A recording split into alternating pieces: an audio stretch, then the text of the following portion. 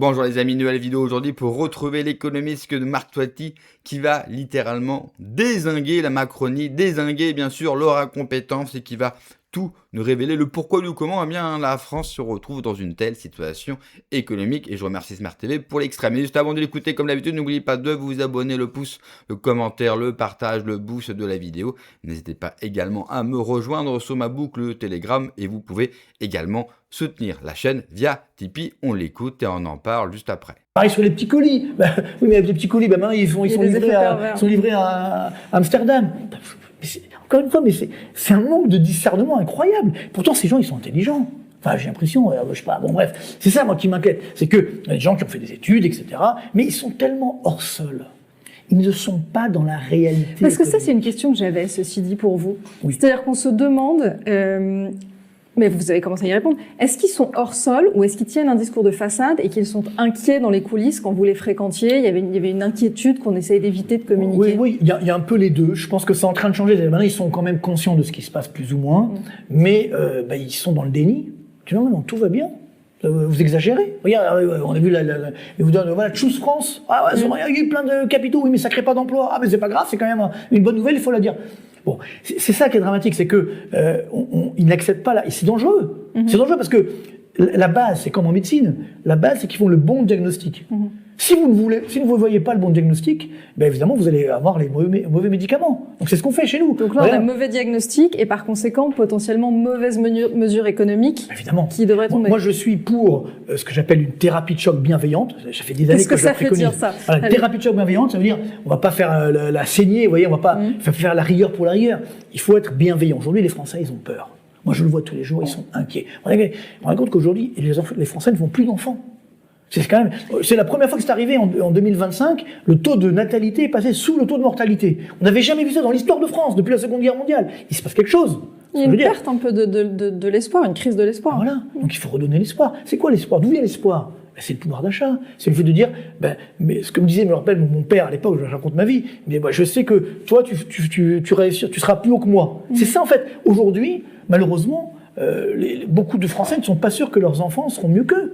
Et on le voit aujourd'hui. Et d'ailleurs, c'est l'erreur quand on veut taper sur les retraités, on dit ouais, il faut les taper, etc. Les retraités aujourd'hui, ils aident leurs enfants, ils aident leurs petits-enfants. Pas tous, malheureusement, mais bon. Ça, c'est une des choses aussi que vous voyez comme mesure qui pourrait être prise et qui pourrait... Alors, je reviens sur ma thérapie de choc bienveillante. Oui. Pas compliqué. Il faut baisser les impôts.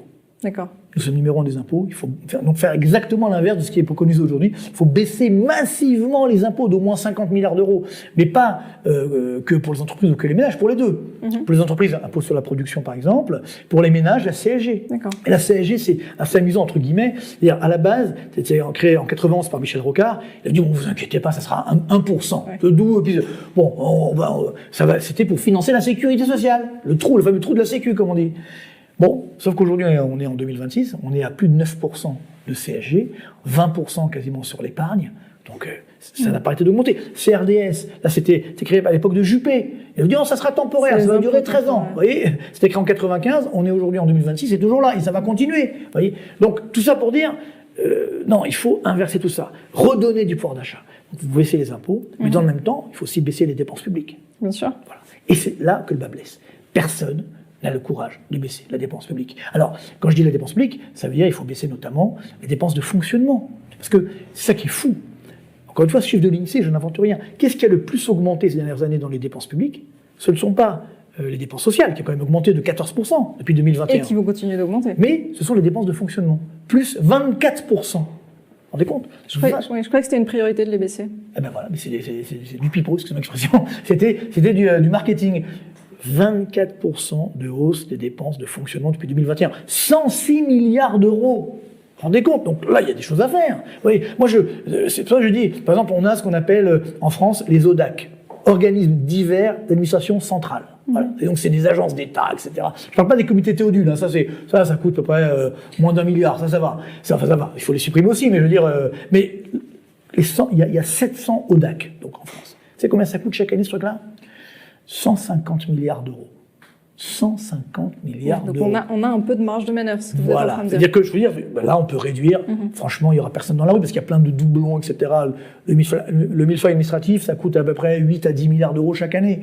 On sait très bien, voilà. Donc, Faisons des économies là où on peut en faire, mais des vraies économies. Pas on va réduire un peu là, réduire ici. Non, des vraies économies, un vrai électrochoc. Il faut un grand soir. Des grands soirs. Un grand soir positif. Oui, plusieurs grands soirs. Grand soir de la fiscalité, réduire les impôts et les simplifier aussi, parce qu'on a une fiscalité complètement, je dirais, alambiquée, trop complexe. Grand soir de la dépense publique. Grand soir du marché du travail, réduire les charges qui pèsent sur les salaires et donc augmenter les salaires nets. L'imposition. Voilà, tout à fait, mais ça veut dire qu'après on va réorganiser justement les dépenses vers le social notamment. On va se poser la question évidemment du social, tous les gaspillages, toutes les fraudes, etc. qui existent en permanence. Mais moi je parle pas, parce que les fraudes, c'est pas, moi je vois aussi beaucoup de chefs d'entreprise aujourd'hui qui sont trompés dans leur déclaration URSSAF, un truc comme ça, contrôle fiscal, bam, ils sont explosés, ils ferment la boîte. C'est ce qui se passe aujourd'hui. C'est-à-dire que beaucoup de boîtes aujourd'hui, malheureusement, contrôle fiscal qui se passe mal, on ferme la boîte. Derrière, il y a des dizaines, voire des centaines de salariés au chômage. C'est très dangereux. C'est-à-dire, c'est pas constructif. Moi, je me rappelle, une fois, j'avais fait un débat sur une émission, il y a quelques années déjà. Il y avait un inspecteur du travail qui m'a dit avant que l'émission ou après que l'émission, je ne me rappelle plus très bien. Il me dit, de toute façon, moi, je préfère qu'une entreprise fasse faillite plutôt qu'elle ne respecte pas le droit du travail.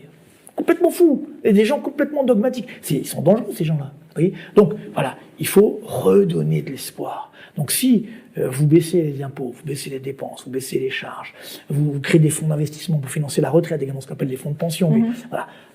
Là, vous donnez un bol d'air, vous redonnez l'espoir, vous financez l'innovation, vous faites des bonnes formations, parce que les formations aujourd'hui, on sait très bien qu'elles ne vont pas là où veulent les entreprises. Il y a d'adéquation entre la réalité économique et la formation. Exactement, il y a des pénuries de main-d'œuvre et le chômage qui augmente. Il y a un problème, vous voyez, voilà. Donc c'est ça, c'est possible. Et alors, ce qui est intéressant, c'est que moi, je préconise ça depuis quelques années, c'est vrai. Peut-être même une quinzaine d'années, plus ou moins j'ai ajusté ici. Ah oui, aussi les normes, toutes les normes, etc. que nous avons en France. On a un choc de simplification. Exactement. Donc ça fait des années que je préconise ça, mais c'est vrai qu'il y a encore quelques années, on me disait non mais attendez, si on fait ça, ça va être la récession, ça va être horrible. Sauf que maintenant, plein de pays l'ont fait. Ouais. Et ça marche. Vous voyez, le Portugal, l'Italie, l'Allemagne, bon, si l'Allemagne souffre, l'Espagne, etc. La Grèce, bien sûr. Regardez, comme ils nous aujourd'hui presque, ils nous font, ils nous montrent qu'ils ont fait des efforts, et ils sont en train de rembourser par anticipation leurs dettes. Vous voyez, ils nous narguent presque entre guillemets. Bon, non, mais ils ont raison d'être fiers aussi. Mais ils ont souffert. Moi, c'est ça que je dis aujourd'hui. Faites attention parce que si on n'affronte pas la réalité, à la fin, on va souffrir effectivement comme les Grecs. Et c'est ça, moi, qui m'inquiète, c'est que je pense que les Français, comme ils n'ont pas cette culture économique, comme un peu les Grecs aussi d'ailleurs, ils ne sont pas prêts à ce qui peut se produire. Non, parce que qu'est-ce que ça veut dire ils vont souffrir? C'est quoi? C'est notre pouvoir d'achat qui va baisser, les retraites qui vont diminuer? Ça veut dire c'est que si ce qui s'est passé en Grèce, ça veut dire baisse du pouvoir d'achat, baisse des salaires, baisse des retraites. Pareil pour les fonctionnaires, il y aura baisse des traitements. Ça veut dire également le chômage qui va augmenter. Deux choses que je note qui sont extrêmement intéressantes. Il parle d'espérance et forcément, quand vous êtes catholique, c'est mon cas, ça doit vous parler car le catholique promeut l'espérance et non pas l'espoir. Bien sûr, là, nous faisons face à un économiste, donc lui va nous parler de pouvoir d'achat comme espérance. Et au fond, il n'a pas tort. Quelle espérance on donne à notre population économiquement? Eh bien, même si vous travaillez pour beaucoup d'entre vous, pour beaucoup de personnes, eh bien, vous continuez à être pauvre et vous continuez bien sûr à vivre dans les difficultés, ce qui n'est pas normal car on nous a toujours appris que si on travaillait bien à l'école, que si on travaillait beaucoup, eh bien, nous allons nous en sortir par le travail. En France, ce n'est malheureusement pas une réalité. Mais il faut élargir bien sûr le champ de l'espérance. Lui, il parle bien sûr de la baisse de la natalité qui est un vrai enjeu national et à mon sens, on n'en parle pas assez. Vous le savez, j'aime régulièrement en parler sur la chaîne. Bien sûr, la baisse vient du fait qu'il n'y a plus d'espérance, mais qu'il n'y a plus d'espérance sous tous les points de vue. Ni économique, ni social, ni identitaire. Quand vous avez basé uniquement une société sur la consommation. Eh bien, dès que votre niveau de vie va baisser, l'espérance de votre société va baisser également. Car vous avez expliqué aux gens que croire en Dieu, que la morale chrétienne qui était le ciment, la fondation bien sûr de la société française n'avait aucune valeur et que la valeur d'aujourd'hui est la consommation. En gros, vous vous définissez par rapport à votre salaire, votre maison, votre voiture, votre montre, votre téléphone. Mais quand tout cela s'évapore petit à petit, quand ce monde qu'ils vous ont vendu comme l'Eldorado s'effrite, l'espérance s'en va avec. Car l'espérance qu'ils ont fabriquée, elle n'est basée sur rien de solide. Et on le voit aujourd'hui avec une grande part de la population et notamment des jeunes qui ne croient plus en la vie. Car la vie n'est plus valorisée, car nous valorisons seulement le matériel. Donc oui, il faudra bien sûr régler les problèmes économiques dans ce pays, mais il faudra aussi régler le reste. Et il faudra redonner un sens à la vie. La deuxième chose, quand il dit les Français ne sont pas prêts, je suis d'accord avec lui, mais j'irai même plus loin. Je pense que beaucoup de Français ne réalisent pas à tel point nous sommes déclassés. Je pense que beaucoup de Français pensent que nous sommes toujours, nous, les Blancs occidentaux, en avance, et que nous sommes encore à la pointe, bien sûr, de la modernité, alors qu'aujourd'hui, des pays comme la Chine nous surpassent dans tous les domaines, alors que des pays asiatiques ont 10 ans d'avance sur nous, et qu'ils nous voient littéralement comme des clodos. Et ces pays-là n'ont même pas besoin de nous mener une guerre totale économique. Leurs produits qui sont mieux que les nôtres et moins chers finiront par gagner tous les parts de marché. Et quand les Français vont réaliser le retard que nous avons par rapport à certains pays, en plus de la crise économique, le réveil risque d'être malheureusement extrêmement brutal et violent pour une grande partie de la population qui va tout simplement réaliser que tous les choix politiques qui ont été passés lors de ces 60 dernières années ont été désastreux, mais surtout qu'on va le payer extrêmement cher. Merci d'avoir regardé la vidéo les amis, n'oubliez pas comme d'habitude de vous abonner, le pouce, le commentaire, le partage, le boost de la vidéo. Prenez soin de vous, que Dieu vous protège. Allez, ciao.